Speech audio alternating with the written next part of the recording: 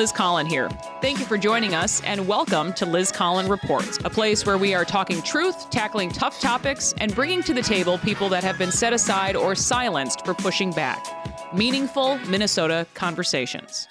We're back in studio this week to highlight some voices connected to the vaccine mandate at the Federal Reserve Bank of Minneapolis. You can watch Officer Rodney Mackey's story right now on alphanews.org. A 24-year law enforcement officer at the Fed fired for refusing the vaccine. His religious exemption was first accepted, then months later denied.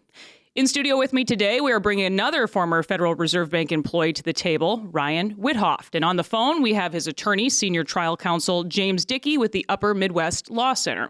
Ryan, first of all, thank you to you for being here. Well, thank you very much for having me. And James, we have you there too. Thank you for being on with us. Thanks, Liz. I want to get into the backstory to begin with. Ryan, you'd been at the bank, I know, for the last 10 years. So give our listeners some background as to what exactly the role is of the bank. I think a lot of us see this big building. We're not exactly sure what goes on inside. And also talk about what you were doing there specifically in your role. So basically, the Federal Reserve Bank is a banker's bank.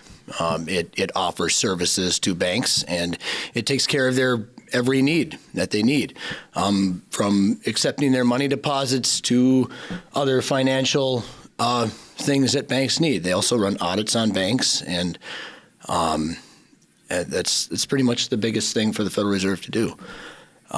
So I was down there in the cash department for 10 years, and I enjoyed my job. I loved my job and everything about it. I enjoyed the benefits. The people were great. I learned to love these people as my family. And they were wonderful people, and downstairs in the cash department, we received money from carriers and from deposit institutions is what they would call them, which is other banks in other terms. And we would process their deposits. And we would make sure that the money is right and that everything is good. And we would also pay out banks with money that was refurbished from other ways of the high-speed side, which the bank will take, people down, and they'll give you a tour of the cash department and let you see the coin vault and let you see the cash vault and everything else and how it works and the processes with automated guided vehicles, driving money around in containers and stuff. So I know you're working through the pandemic and taking precautions. You're talking about being socially distanced, masking. How was that experience working through the pandemic? And you're going in each and every day. Every day I just put a smile on my face, as usual. I never come in with a complaint and never do anything, that would drive me to think anything else. I just do my job. That's what I'm paid to do, and that's what I do. There's one thing that my parents taught me was to work extremely hard, and you will gain something in the end for your hard work. So the COVID vaccine mandate at the Fed is announced last summer. The bank wants full compliance. The president is on record talking about that again and again, and wanting staff to be vaccinated then by the end of August. That's when you submit this religious exemption to the vaccine. Explain what that exemption said, why you are against the vaccine. So basically, I have a religious belief against the vaccine. There's aborted fetal cells in the testing, in the way it's made. Both Johnson & Johnson, Pfizer, Moderna, they all have used aborted fetal cells in some way, shape, or form.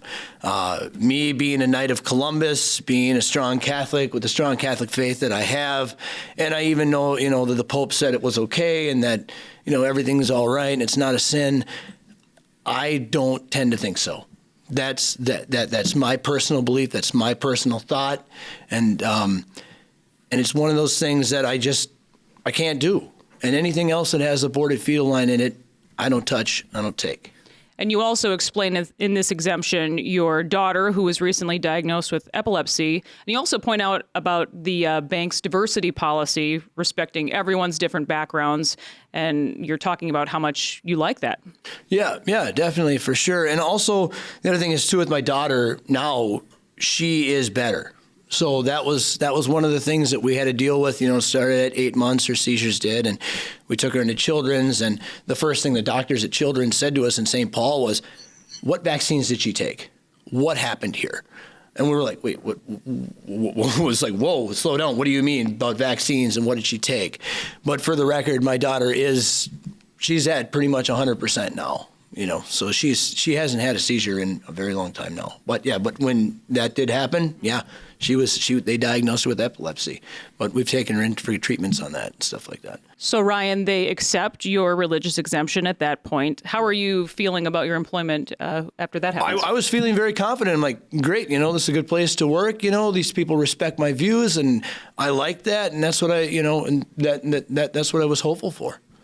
And it states on that letter that you received from the Fed that this accommodation is temporary. When there is a vaccine available that does not use fetal cells in testing and or production, you will be expected to receive vaccination and report your doses to the case manager. That is something that's in that document. So then fast forward, just a few months ago, the bank changes its mind. What happened? Yeah, December 16th, I actually just a little bit before that, I got an email. They said they wanted to have a phone chat with me, HR did. On the phone, December 16th, I'm like, oh, okay, this is probably going to be talking about my weekly testing and what I need to do. It then turned into something else, completely different. So what happened is that they said that due to people coming back and the management team has told us about your job and we reviewed it very carefully, we can't accommodate your needs anymore. Therefore, it would be an undue hardship to the bank to have you be our employee. So either you take the shot, or if you don't take the shot, you'll be put on 2 weeks pay without notice. And if you don't do the shot within those 2 weeks, you'll be, fired on the 21st of January. You decided not to take the shot, but just take us back to that day walking out the door for the last time. Yeah, so basically the last day at 3 o'clock in the afternoon on the 7th of January, I walked out and everything that I had was revoked. I couldn't walk out of the building. I couldn't scan out of the building. I had another individual walk me around and just get my stuff out of my locker and take my stuff home. I felt at ease about this, and I didn't, it was God telling me that everything's going to be okay. Everything's going to work out in my favor regardless of what happens here. And I just felt this moment of grace on me, and it really honestly felt good. And James, I want to bring you into the conversation now. Again, James Dickey with the Upper Midwest Law Center. I know you've spoken to Ryan, obviously, on his story, and Officer Rodney Mackey, who we're featuring now on our website as well. But I know that these two aren't alone in their fight against the Fed. That's right, Liz. We've been contacted by several other individuals who have also told us similar stories to what Ryan and Officer Mackey have gone through. And frankly, it's really disappointing to see what these folks have been put through just because of their religious beliefs. And with Ryan's story here, he's not only terminated, and this also applies with Officer Rodney Mackey as well, but the Fed also says that they're not eligible for unemployment benefits. Right. When Ryan made his application for unemployment to take care of his wife and his kids, to have some kind of income stream after being terminated for his religious beliefs, instead of just saying, well, okay, that's what the social safety net is for, the Fed actually actively opposed his request for unemployment benefits. And at first he was denied. And I know you say at first, but talk about that. You received a victory just last week in court. Yeah, that's right. So after he was denied initially, Ryan and I spoke about his situation, and we at the Upper Midwest Law Center strongly believe that religious liberty is an essential liberty that we as Americans must have, consistent with our Constitution and our inalienable rights provided by God. And so we talked to Ryan. We decided we want to help him. We want to help everyone who's dealing with this kind of oppression, regardless of whether it's a government entity or a private employer. These folks, Ryan included, still have religious liberty rights. And that's what the Federal Civil Rights Act ensures that they do. So we stepped in. Ryan, of course, did most of the talking and did a great job. I told him before the hearing, without giving out too much inside baseball, I said, you maybe hear bad things about lawyers sometimes, but what I'm going to tell you is the truth is going to set you free here. So all you have to do is just tell the truth and what happened to you, and you'll be fine. And we had a hearing with the unemployment law judge. Ryan told his story, and the unemployment law judge actually noted in reversing the initial denial of benefits and providing him with unemployment benefits, that he was forthright, he was honest, he was clearly not calculating or devious or deceptive, and that was really important in his determination. And I think a lot of these people are pointing out now that this religious exemption, the link between vaccines and human fetal cells, the same cell lines used to test in more routine drugs that we're finding out, like aspirin and ibuprofen. You're saying, James, that this is coming up in some of these hearings as well. But your clients are really steadfast. A lot of people just never did this research before. Right. I mean, the fact that some of these fetal cell lines have been used in development of other drugs when our clients don't know anything about it is totally irrelevant to whether they believe the vaccine is taking the vaccine would violate their religious beliefs. And in fact, as you just mentioned, when they become aware that, in fact, these fetal cell lines were used in development of other drugs, in their view, they say, well, then I won't take those drugs. And that's what Ryan's view is in particular, as he's stated before on the record.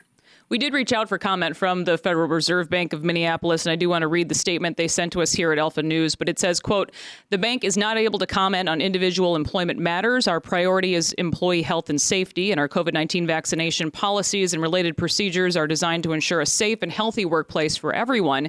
Consistent with applicable law, the bank provides reasonable accommodations to employees with a medical condition or sincerely held religious belief that precludes them from becoming vaccinated, as long as an accommodation does not present an undue hardship, including health and safety risks." But I know, James, this undue hardship issue has come up in past cases, like Ryan being a cash operations specialist. They're saying basically he gets too close to people, so it creates an undue hardship at the bank. That seems to be their argument here. But also people like Ryan, Officer Mackey, they're going online. They're trying to find another role within the Fed without any luck. That's right. I mean, this idea that there's an undue hardship when the vaccine had already been available for, 8-9 months at the time that they decided to flip the script and abruptly end the accommodation process for Ryan and Officer Mackey. It just demonstrates that there really isn't any undue hardship. I mean, they have construction workers streaming in and out of the Fed all summer. Officer Mackey's told you all about how he had more personal interactions than before the pandemic because of the number of construction workers and third parties. Third parties who are unvaccinated, by the way, and individuals, members of the public who are unvaccinated can come in and out of the bank. Ryan can tell you more about his individual situation, but he's not really close to anyone in particular during the day, during his work. And he made every effort to try to find another job or provide a potential different options for making it so that he's not too physically close to anyone. But the Fed just refused to work with him.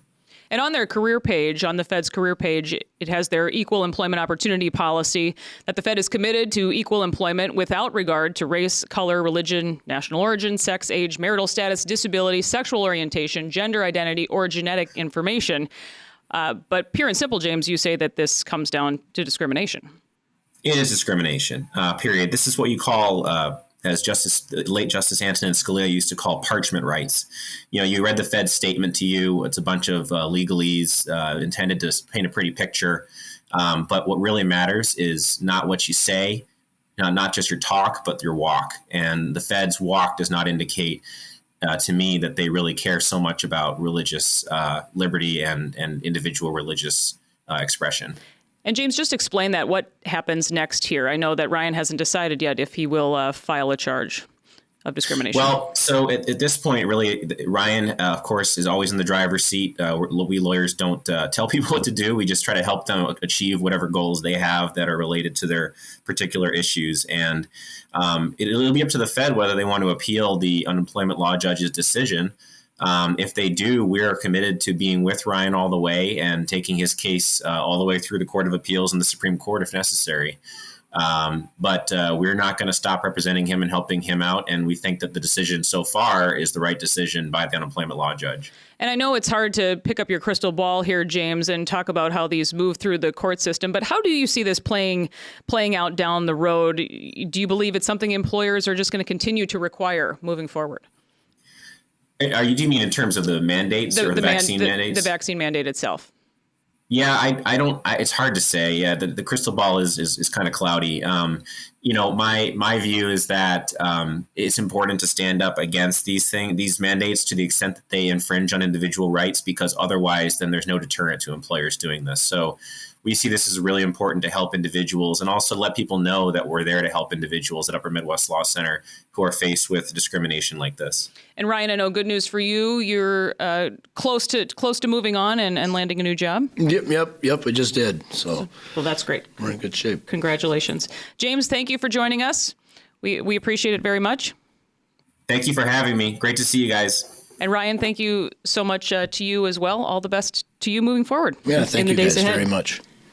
That'll do it for this episode of Liz Collin Reports. A big thank you to my podcast producer, Andy Schmidt. We'll be here again soon to keep meaningful Minnesota conversations going. Be sure to subscribe on Apple Podcasts, follow on Spotify, or any other podcast platform. And finally, feel free to share this and give us a 5-star rating. Have someone you'd like us to chat with or a story you'd like to see?